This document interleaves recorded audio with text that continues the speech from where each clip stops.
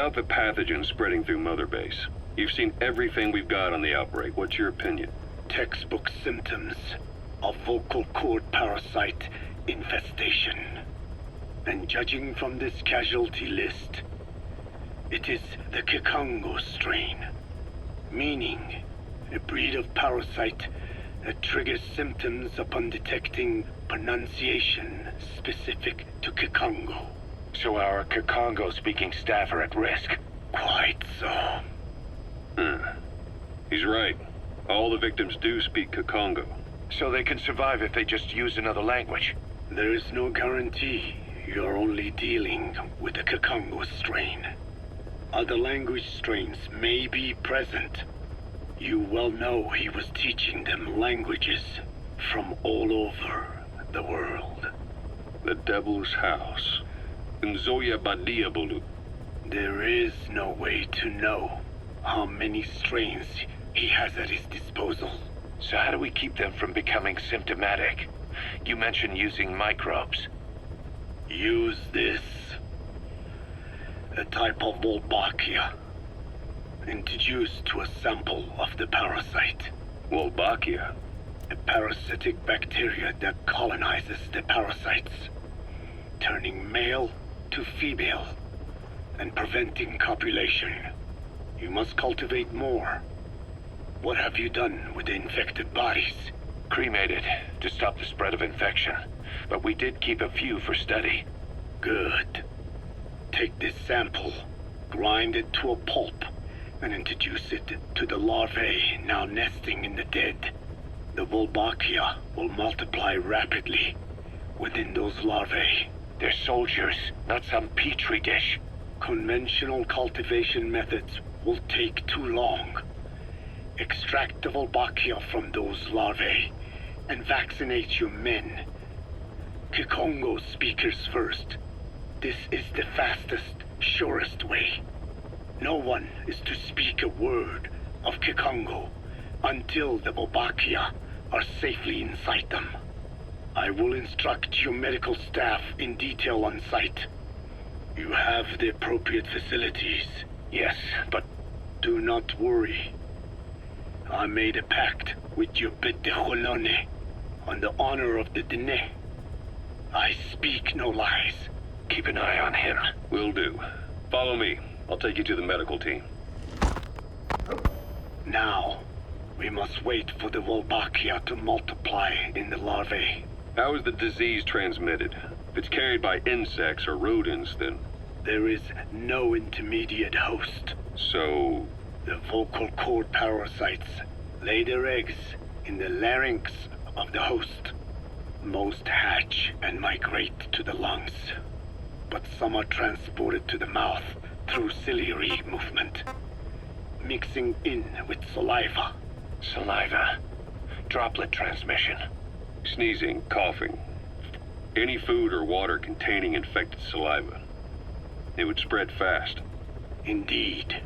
And when the larvae migrate to the lungs, symptoms can resemble the early stages of a cold, making it easy to infect others. Meaning a simple conversation would be enough to pass it on. All right, so what happens after the larvae migrate to the lungs? It is as I said before. They mature by feeding on alveolar tissue. It is only then that noticeable symptoms appear in the host. And by that point, it's too late. He's infected everyone else. It's one hell of a weapon you've created. That is what Blag Anna wanted. Something that would spread easily. In truth, he's not the reason. But we will discuss that another time. The Wolbachia have multiplied. We're preparing to extract them and begin vaccinating. But is this really the only way? Sure, it'll prevent infection, but the cost? You would rather remove their vocal cords? No. Tactical communication's a linchpin of what we do. What if we were to ban the use of Kikongo? Insufficient. First, there's no guarantee that only the Kikongo strain is here. Second, there is the matter of how the parasites lay their eggs. Before they can copulate, they must be exposed to the pronunciation of a specific language for a period of time, like a container filling with water. But the duration between when the container is full and when the copulation actually begins varies from case to case. In other words, even if the infected stop speaking as a countermeasure, it may already be too late. The only true solution is to prevent copulation through the Wolbachia, or by physically removing the affected tissue. Do any antiparasitics work? It sounds as though you have already tried. Yeah. We tried every one there is, and nothing. I have yet to find a medicine that can remove the parasites. At best, it temporarily covers their ears. Why is that? Because the parasites are companions to us. To remove them inevitably harms the host. Companions? More than you think. And this is why the human immune system cannot eliminate them. We've inoculated the staff with Wolbachia to keep them from becoming symptomatic. That should also contain the infection. How did this happen in the first place? It has to have been a Cypher spy within our ranks. If this is so, then why the Kikongo strain? If their intent was to wipe you out. Skullface said the remaining English parasite was close to the boss. If this latest strain was his doing, he wouldn't have tipped his hand. It is possible someone brought eggs onto the base without knowing. Stuck to their shoes, clothing. Now, that makes the most sense to me. And where did the eggs come from? You mentioned that your boss visited Nzoya Badiopulu. Sure, but his gear's disinfected immediately upon return. Then he was not the carrier. And not just the boss. All staff dispatched to high-risk regions were quarantined on the flight back. When the symptoms first appeared, we checked and disinfected all equipment used up to that point. Any and all prisoners, soldiers, materials, and animals extracted during missions were also quarantined. So, that just leaves... I have seen children around here. Where are they from? All over. Some were being held hostage at a mine. Then there were the troublemakers at Bwala Yamasa. Bwala Yamasa? Yeah. Their clothes, their things. Did you burn them? They're just kids. We couldn't. And besides, not one of them's shown symptoms. The parasites don't infect prepubescent hosts. Their vocal cords are not fully developed. Well, if infection doesn't occur in children... It is possible they carried eggs on their clothes, and the infection spread from them. Check the kid's stuff. I doubt there is any trace left by now. But if there is, some of those kids must be close to hitting puberty. How could we have missed this? The name Bwala Yamasa got quite a reaction from you. I'm guessing the Kikongo strain was released in that village. Cypher used that region to experiment with vocal cord parasite transmission. The Kikongo strain. The settlements around the refinery upstream of Bwala Yamasa were the proving grounds. They would infect one villager, then record transmission speed. Dangerous work. If they failed to contain the infection, it would slip into the surrounding regions. At which point the world found out about the parasites, making them useless as a weapon. Incredible they'd risk such a thing. The test site was densely populated too. A terrible place for such experiments. No doubt, They thought burning everything would wipe away all traces. The settlements were covered in oil anyway.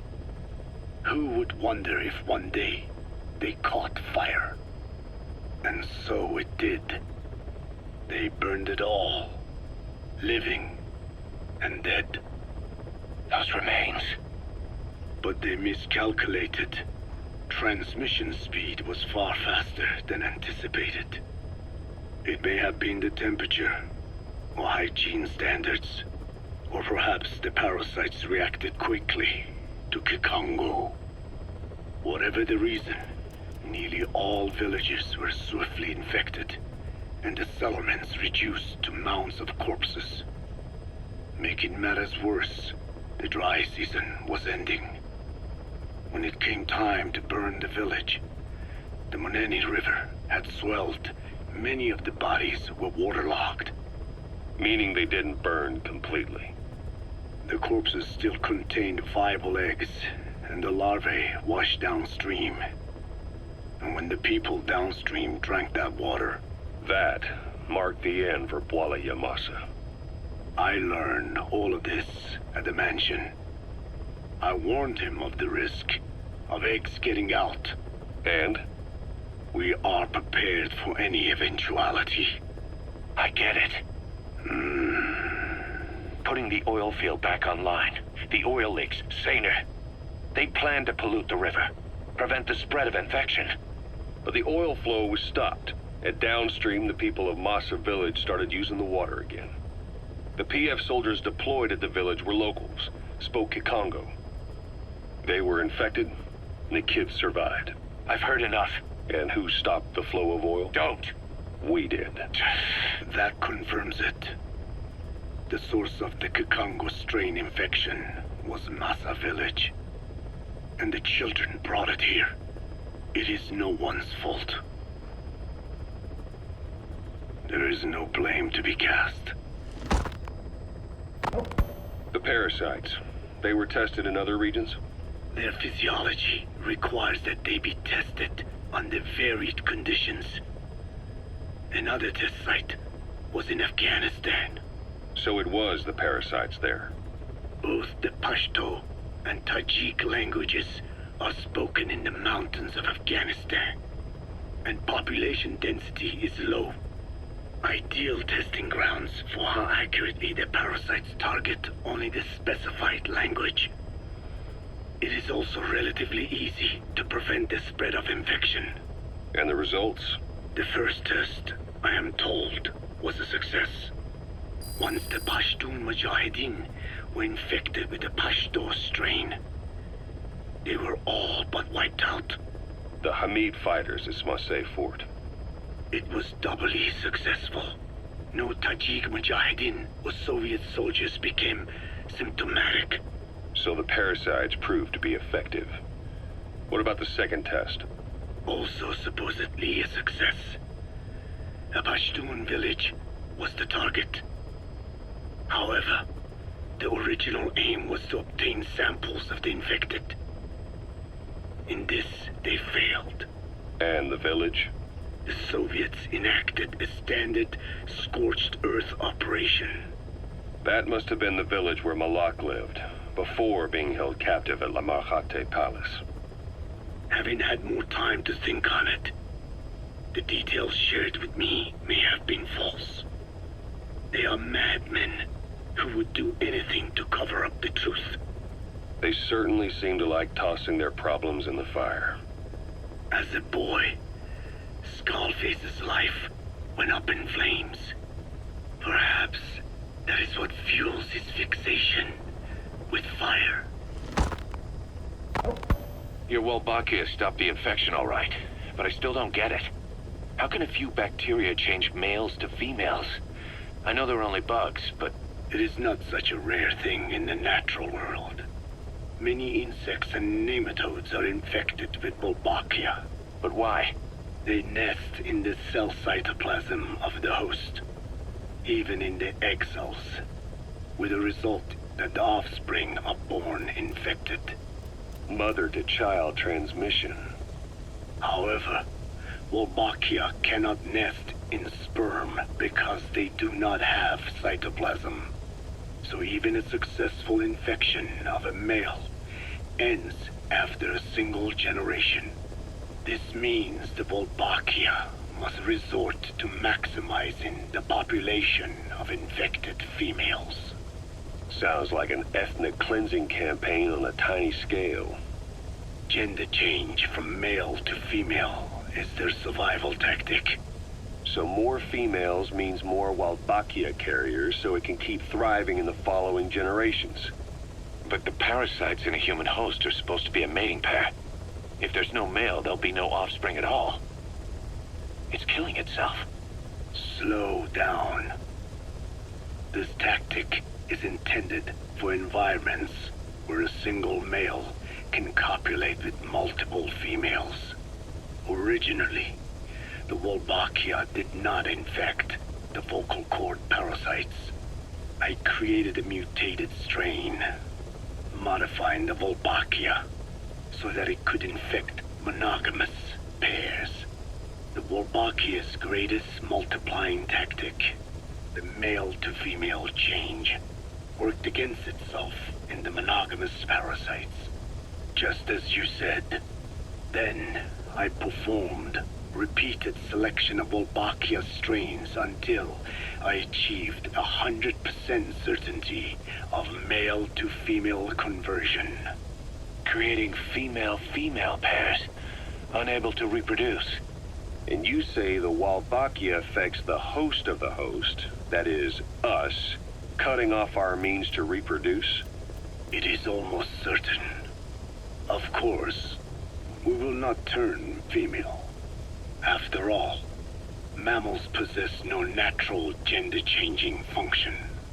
But some Wolbachia strains can cause cytoplasmic incompatibility in the host. Is that some cell deformity? Put simply, it means the altered sperm of infected males kill the female's egg on contact. And that's happened to us? Yes. And yet, what occurs in humans is not just simple CI. To date, there are no cases of Wolbachia affecting humans. The fact that this strain causes this effect, is it the vocal cord parasite's affinity with humans? I do not know enough to say for sure. So the parasite warps the host. Reminds me of what Skullface said. It is the way of all organisms to create their own optimal environment. Just look at you and this base. Organisms that cannot do this are doomed to extinction. The difference with parasites is that their environment is another organism. That creates a connection between life and life. Parasitism, symbiosis, or death. In this way, the host too is challenged to adapt.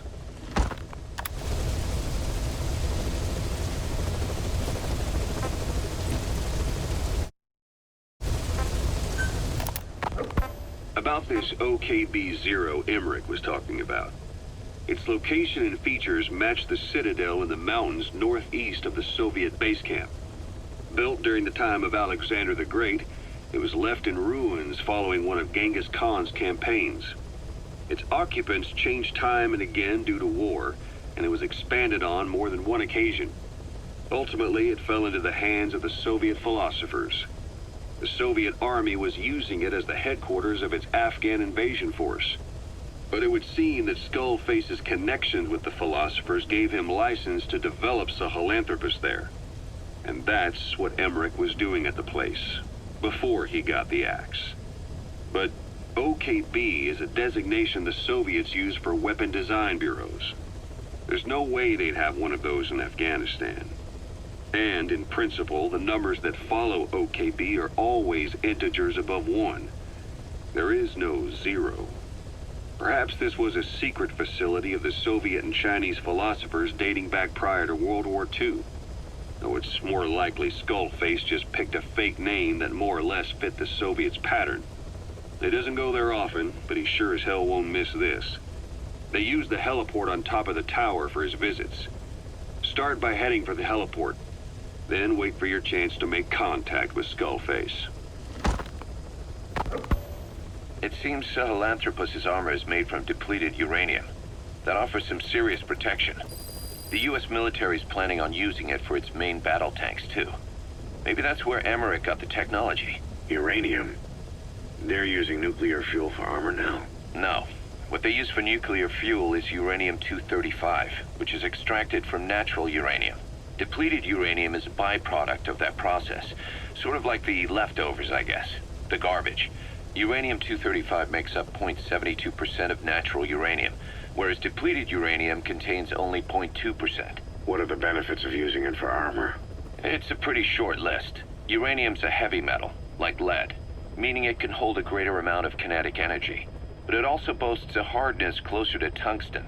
That makes it an ideal material to use for, say, armor-piercing ammunition penetrators.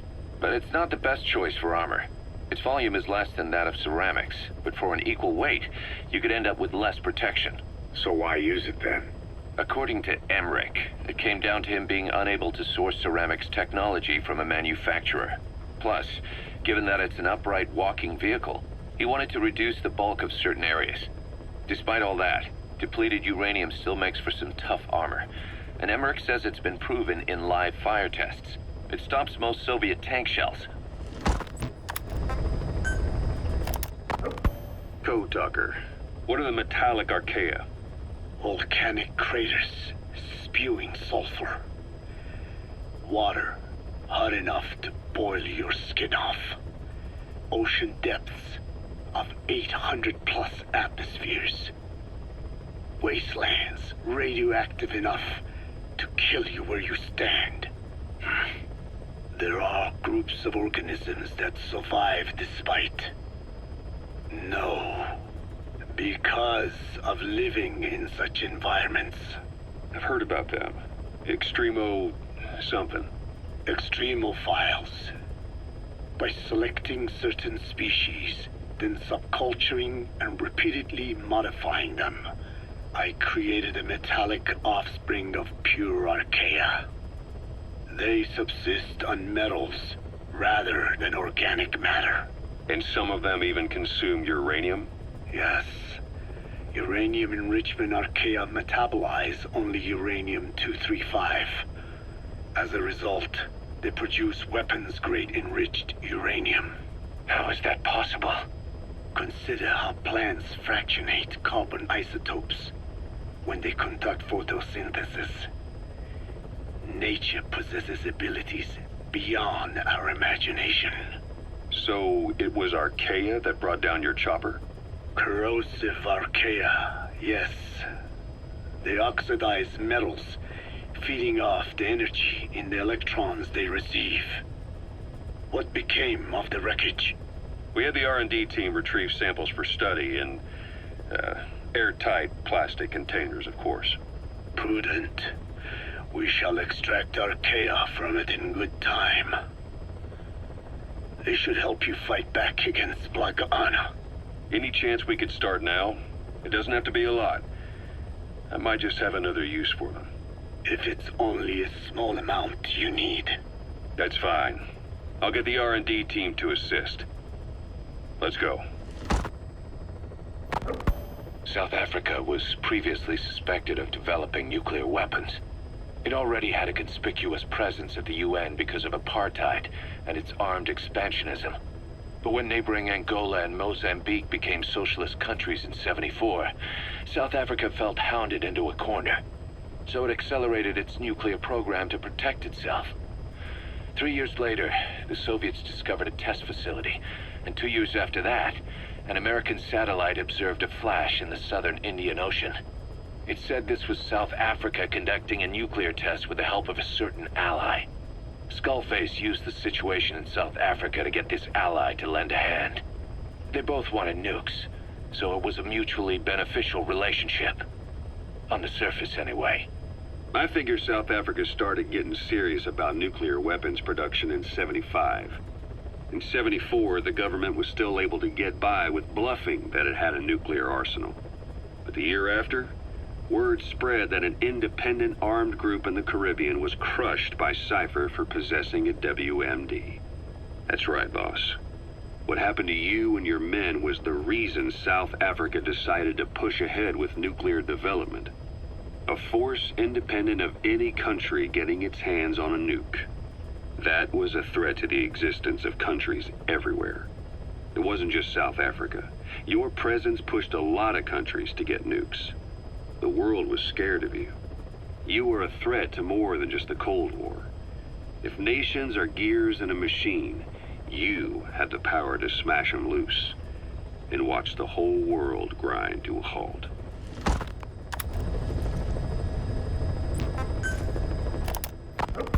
Emmerich uses externally powered legs of his own design. It's bionics technology, a product of the U.S. military's failed attempt to develop a powered exoskeleton. All the wearer has to do is apply a little force, and the actuators continue the movement in that direction. But his legs are unique. Instead of using a hydraulic mechanism, the actuators run off metallic archaea. That increases the actuator's reaction speed and also enables him to lock and release the joints at will. The legs are a nifty little gadget, but they have two clear weaknesses. First, they're dependent on external power, maybe because he built them knowing he couldn't leave his lab. There's no internal battery. That's why they won't work if they aren't plugged in. Second, and this is more than just a weakness, the legs are directly connected to his bones. Could be to minimize signal loss and the order's output to the legs and the drive response from them. Either way, Emmerich has used bolts to attach load-bearing parts directly to his femurs, probably by mimicking surgical treatment for compound fractures and the like. But the end result is those legs and his body are fused together, and that appears to be how he's able to move them so precisely. But that also means that any shock to the legs would be delivered right to his bones by way of those bolts. The same is true if he encounters the corrosive metallic archaea. If the corrosive archaea ate into the exposed bolts, they'd reach the endoskeleton parts and eat through them too in the blink of an eye. The doctor's bones are full of holes to accommodate all the bolts. They're like sponges. If he were to lose the reinforcing parts, even the tiniest bit of force or weight would snap his bones. So when I dangled those corrosive metallic archaea in front of him, he realized straight away what would happen. Life wouldn't be worth living if he lost those legs of his. I'd bet that is what the doctor fears the most.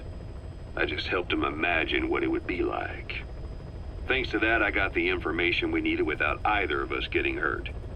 You know how he is. He's probably already over the shock. The better you know your adversary, the easier it is for you to get information from them. And vice versa.